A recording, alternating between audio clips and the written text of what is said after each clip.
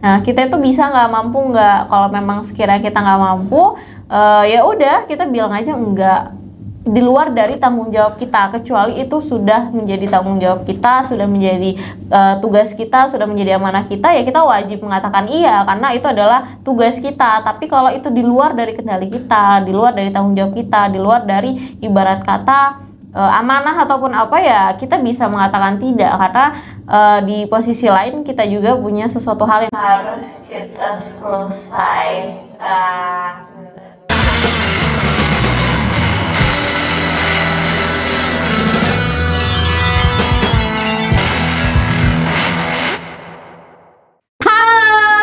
Selamat datang di Ngobrolin episode ke-4. Kenalin, aku Humaira. Aku Nita, kita dari Lambung Cerdas. Tema ngobrolin kali ini yaitu produktif versus toxic productivity.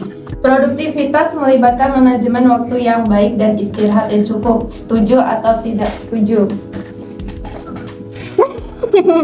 Setuju sih. Aku juga setuju. Ayo dulu lah. Aku dulu ya. Oke. Kalau aku sih setuju ya, karena kalau misalnya kita produktif itu waktu kita lebih termanajemen, sama kita memang istirahatnya jauh lebih cukup. Soalnya nih, misal kita dari pagi udah ada agenda, udah disusun, dan kita mau melakukan hal-hal yang produktif, biasanya kita udah menghabiskan waktu dengan hal-hal yang lebih bermanfaat. Tapi kalau misalnya kita nggak produktif, kayak misalnya kita scroll TikTok terus gitu, atau kita scroll sosmed yang lain sampai itu menghabiskan waktu berjam-jam, sampai pada akhirnya kita nggak termanajemen waktunya dengan baik, dan nantinya di malam hari itu biasanya sih nggak ngantuk gitu, karena memang udah capek tidur, dan di malam harinya nggak bisa tidur, akhirnya begadang dan waktu istirahatnya jadi keganggu. Jadi menurut aku produktif itu sangat-sangat melibatkan manajemen waktu dan waktu istirahat yang cukup. Oke, kalau menurut aku sih setuju ya, karena kan sebenarnya salah satu manfaat ketika kita melakukan hal keseharian yang produktif itu mempengaruhi mood sebenarnya. Jadi kalau misalkan kita nggak produktif, biasanya kerja kita tuh berantakan, terus itu mood kita itu kayak nggak sesuai lah sama agenda yang biasanya kita lakukan setiap hari. Jadi kalau misalkan kita udah punya agenda tuh kayak ngelakuin hal ini, udah tahu nih tujuannya apa, mau dilakuin kapan, jadi kan itu kayak terkesannya produktif dan itu menghasilkan kan di kegiatan kita sehari-hari. Jadi itu mempengaruhi mood sih kalau menurut aku. Jadi aku sepakat kalau misalkan produktif itu mempengaruhi banget tentang manajemen waktu dan keseharian setiap hari gitu. Iya, terus kalau misalnya kayak kita nggak istirahat yang cukup, biasanya kita sering marah-marah nggak sih? Jadi nggak mood, jadi bete, jadi kayak gitu. Iya, itu sih kayak mempengaruhi mood banget kan. Iya. Jadi kalau nggak produktif nggak mood sama dengan gitu. Lanjut ya Kak. Oke.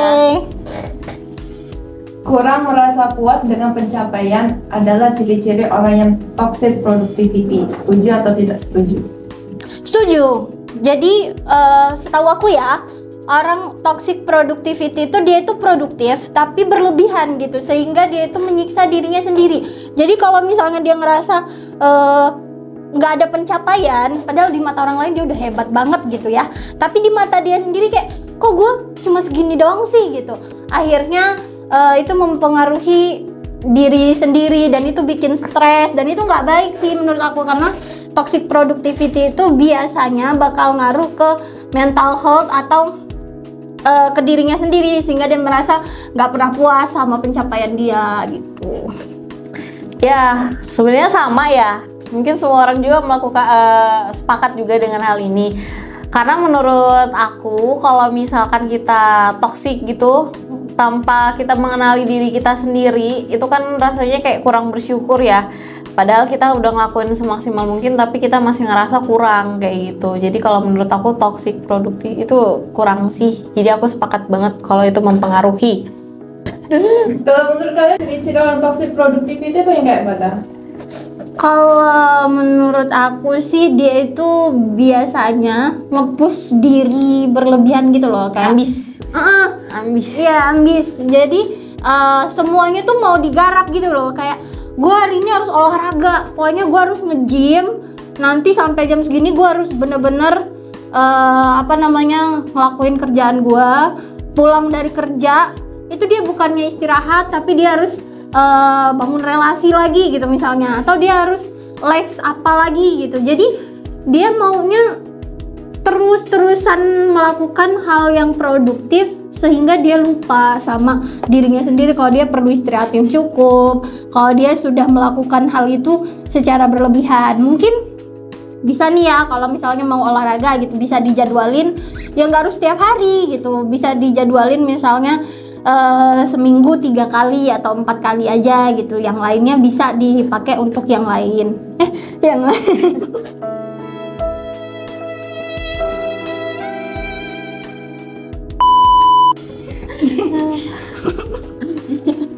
Kalau apa tadi pertanyaannya? Ciri-ciri, kalau menurut Kak Nita, ciri-ciri orang toxic productivity.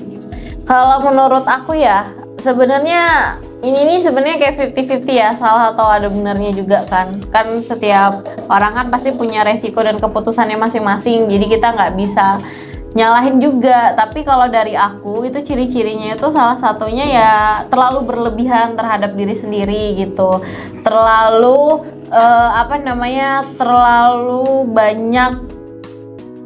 terlalu banyak nge-push ya, kalau bahasanya terlalu banyak nge-push terhadap diri sendiri sehingga produktivitasnya itu terlalu berlebihan gitu ya. Sebenarnya itu nggak salah sih, karena kan itu udah masuk ke dalam keputusan dirinya pribadi mungkin. Tapi dari sisi lain kita harus lebih mengenal diri kita, apakah diri kita sanggup untuk menerima itu semua atau enggak. Kalau misalkan tubuh kita, kayak contohnya misalnya kita memaksa diri kita untuk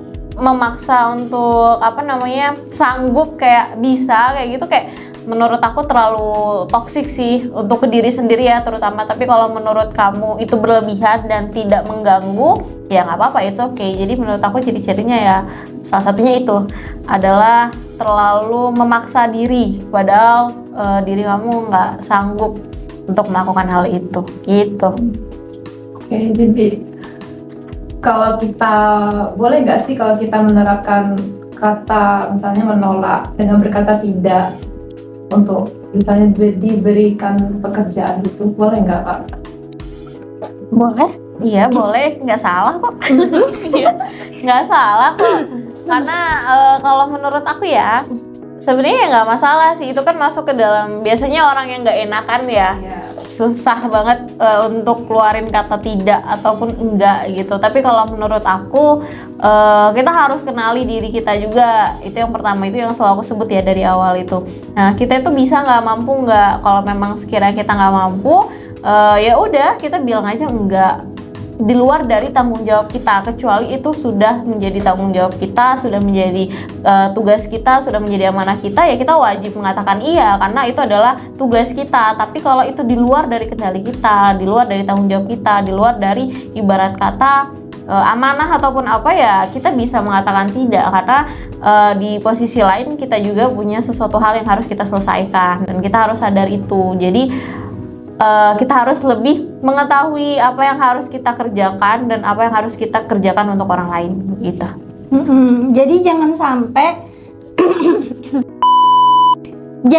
sampai kita itu mengutamakan orang lain dibandingkan diri sendiri. Ya biasanya kalau dia ada posisi atau jabatan lebih tinggi memang mengutamakan orang lain terus gitu. Tapi kita perlu tahu porsinya juga gitu. Ketika kita udah dikasih pekerjaan yang berlebihan atau tugas yang berlebihan, kita bisa kok menolak itu dengan bahasa yang baik disampaikan, sehingga orang lain yang kita tolak itu tidak merasa sakit hati atau tidak merasa kecewa sama kita karena kita udah nolak dia gitu. Beda ya kalau nolak disuruh kerja sama nolak cinta ya. beda persepsi. Katakan tidak. Kalau menurut kakak ciri-ciri orang produktif yang kayak mana? Kalau ciri-ciri orang produktif, oke. Kalau menurut aku sih yang pertama dia udah punya tujuan nih dari bangun tidur, kayak yang pertama yang pastinya dia punya tujuan ketika dia melakukan hari ini mau ngapain, tujuannya apa. Terus yang kedua, biasanya orang ini suka berolahraga gitu. Biasanya di bangun pagi dia suka minum air putih, dia suka olahraga, dia suka baca buku. Nah biasanya tuh hal-hal orang yang seperti itu tuh orang-orang yang produktif, apalagi bangunnya lebih pagi kayak subuh ya contohnya. Nah, biasanya orang itu produktif. Kalau menurut aku ya, karena biasanya produktif itu bisa dilihat ketika dia bangun tidur gitu. Kalau menurut aku itu sih satu. Mungkin ada yang mau kita main? Ada? Oh ya. Kan aku belum jawab ya ciri-cirinya apa, jadi belum ditambahin. Nah jadi kalau menurut aku ciri-ciri orang produktif itu biasanya apa yang dia kerjakan itu menghasilkan. Jadi kadang apa ya, ada orang yang dia itu kelihatannya produktif padahal dia itu sibuk. Karena apa? Karena yang dia lakuin itu tuh nggak ada hasil gitu loh. Jadi misalnya nih dia beres-beres gitu, tapi kayak sibuk aja mindah-mindahin barang tapi nggak beres gitu loh rumahnya gitu. Atau misalnya hal-hal lain lah dalam pekerjaan atau dalam tugas gitu, kayak sibuk banget kerja kelompok sana, kerja kelompok sini, tapi ternyata tugasnya nggak selesai gitu. Jadi itu bisa dikatakan orang yang sibuk tapi berkedok produktif. Nah, kalau orang produktif menurut aku ciri-cirinya itu biasanya ada hasil. Contoh misalnya dari pagi udah masak gitu, udah ada nih hasil masakannya gitu, makanan yang bisa dimakan gitu kan. Kalau misalnya orang produktif pada umumnya gitu kayak udah ada jadwal juga, jadi dia menghasilkan dan dia udah terstruktur gitu loh, dia mau ngapain. Jadi hal-hal yang dia lakukan itu bermanfaat dan juga menghasilkan. Itu menurut aku orang ciri-cirinya. Kamu masuk ke orang produktif atau orang sibuk nih? Atau sibuk? Sok sibuk. Sibuk tapi berkedok produktif. Iya. Dah. Biasanya karena kan setiap hari Senin sampai Jumat itu kan kita ada kegiatan lain ya. Nah, biasanya kita libur cuma di hari Sabtu sama Minggu. Nah, kira-kira di hari libur itu kakak ngapain kegiatannya? Oke, dulu sama aku. Aku deh nggak apa-apa. Oke. Kalau aku tergantung jadwal sih sebenarnya. Orang sibuk. Jadi kalau misalnya udah ada jadwal kayak harus ngisi webinar gitu, itu biasanya udah dari pagi udah prepare gitu kan. Tapi kalau untuk ngelakuin kayak olahraga atau hal-hal yang lain yang nggak biasa aku lakuin itu masih agak susah. Karena menurut aku, bagi aku ya nggak tuh kayaknya ini Gen Z emang pada gini deh. Pokoknya gue harus menikmati waktu liburan aku sebaik mungkin gitu. Kalau memang bisa hangout ya hangout, kalau bisa rebahan ya rebahan gitu. Jadi aku tipe yang kayak gitu. Jadi kalau misalnya udah ada jadwal mau ketemu siapa gitu, aku biasanya produktif. Tapi kalau misalnya nggak ada jadwal, kosong aja gitu kayak Sabtu Minggu, ya udah aku ngejalanin dengan apa adanya aja sih. Jadi belum termasuk orang produktif deh kayaknya. Kalau aku ya sebenarnya sama sih. Kalau dibilang produktif juga kayaknya masih belajar ya, karena biasanya itu mempengaruhi mood kalau produktif atau nggak, biasa lah ya perempuan. Nah kalau untuk di weekendnya itu memang keseringan lebih pengen sendiri aja sih di kosan. Kalau misalkan lebih ke banyak me time ya sebenarnya, karena kalau di hari Senin dan Jumat itu kita ibarat kata kita nge-push diri kita untuk bisa menghasilkan sesuatu. Nah di hari Sabtu Minggu ini kita tetap punya pekerjaan tapi nggak terlalu nge-push. Nah bedanya di hari Sabtu Minggu ini, kecuali memang ya ada momentum tertentu ya. Kalau misalkan kayak ada PR atau yang memang harus diselesaikan atau ada yang mau dikerjakan kayak gitu baru nge-push sih. Tapi nggak bener-bener 2 hari itu kita fullin, nggak. Pasti kayak satu hari ini mau saya pakai memang bener-bener untuk kayak me time, kayak keliling kota gitu kan, keluar jauh itu. Keliling kota. Oh iya, maksudnya keliling kota bener Lampung lah kalau di daerah Lampung sini kan. Jadi kayak keliling keluar, kayak misalnya kayak beli minum, beli makan, kayak udah sendiri aja atau pengen nonton kayak gitu, biasanya gitu sih. Terus kalau udah nyampe kosan ya udah istirahat lagi, kayak bener-bener nggak ada interaksi. Kalau interaksi paling sama orang yang memang belum dikenal kayak gitu. Itu sih. Jadi kalau waktu liburnya kayak lebih ke memaksimalkan waktu untuk istirahat Jadi hari Seninnya bisa beraktivitas dengan semangat. Ya Allah, lemes lagi gitu. juga ya. Kalau misalnya hari Sabtu Minggu udah capek, kayak hari Senin Seninnya ngepus tambah lagi capek kayak, gitu iya. kan. Jadi kayak, Sampai hari Jumat kayak lagi. ibarat kata kayak kita ngefullin baterai dulu lah Sabtu Minggu nih. Jadi Seninnya bisa mau dibawa kemana-mana masih tetap ada isi gitu. Oke, siap. Ini pernah gak sih Kak kalau di lingkungan Kakak tuh nemuin orang yang toxic productivity? Aku sih belum pernah sih ketemu sama orang yang toxic productivity. Kalau toxic kalau spesifiknya gimana contohnya kayak toxic productivity-nya kayak contohnya nih. Ya kayak misalnya mereka tuh kelihatannya Sibuk banget gitu ya, iya. kayak ih keren banget dia saat ini acara di sampai dia gitu. tuh lupa sama keadaan sekitar gitu. Sampai dia lupa makan, lupa istirahat, sama kegiatan. Emang enggak? Kalau itu sih kayaknya belum pernah ya, cuman apa namanya ya, setiap orang kan pasti punya kekurangannya masing-masing ya. Ya saya juga ngerasa diri saya juga masih seperti itu gitu loh. Jadi kalau untuk hal itu kayaknya belum sih, maksudnya kayak belum berani menilai orang karena kita kan belum tahu tentu kayak kesehariannya memang benar-benar ini atau enggak gitu. Gitu sih. Aku kayaknya ada sih. Dia aku lihat memang kayak produktif banget, lebih produktifnya itu pakai banget gitu karena kan kita nilai dari sosmednya ya, karena kan nggak deketan gitu. Jadi itu orang mulai dari jam 3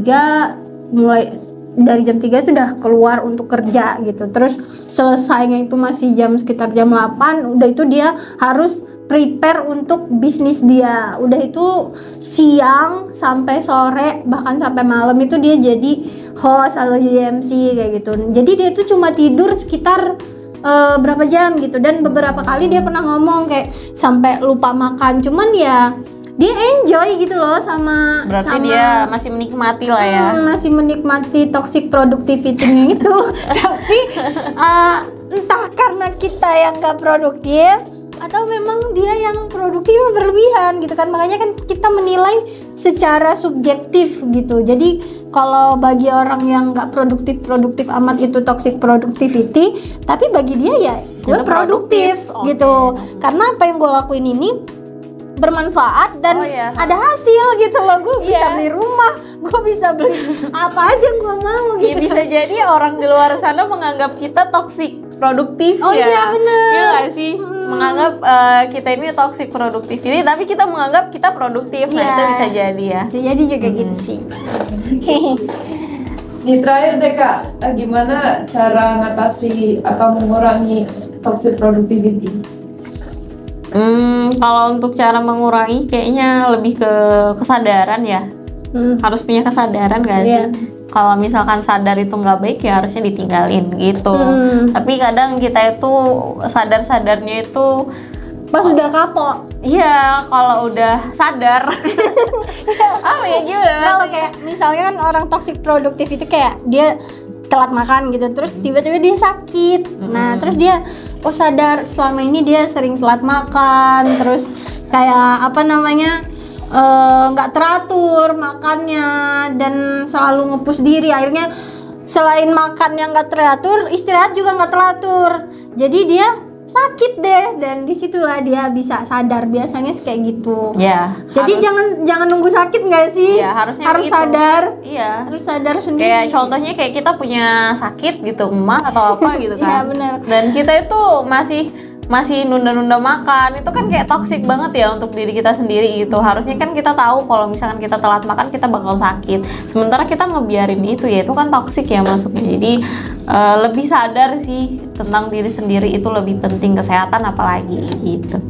Iya, karena kalau misalnya udah sakit ya nggak bisa produktif. Betul, jadi toksik dong. Iya sih, berkecimpung dengan ketoksikan ini.